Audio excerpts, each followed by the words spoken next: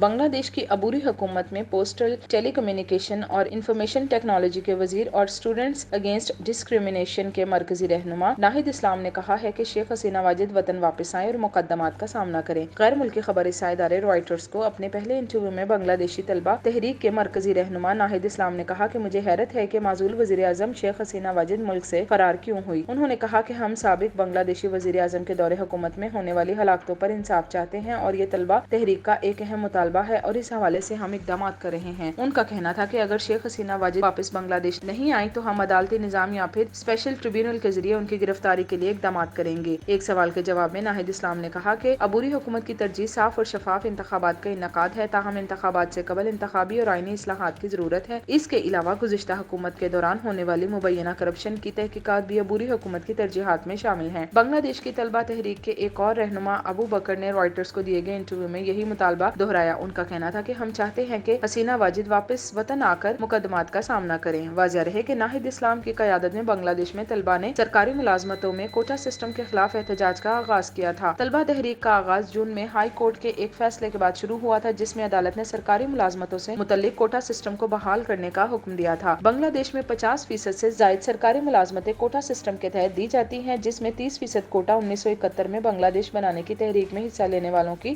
اولاد کے لیے مختص تھا۔ کوٹا سسٹم کے خلاف احتجاج کے دوران پولیس نے مظاہرین پر طاقت کا استعمال کیا، جس کے نتیجے میں ابتدائی طور پر 6 طلبہ کی ہلاکت ہوئی اور دیکھتے ہی دیکھتے احتجاج پرتشدد مظاہروں میں تبدیل ہو گیا۔ اس دوران حکومت نے ملک بھر میں موبائل فون اور انٹرنیٹ سروس معطل کر دی اور متعدد شہروں میں کرفیو نافذ کر دیا۔ مجموعی طور پر ان مظاہروں میں 300 اموات ہوئیں۔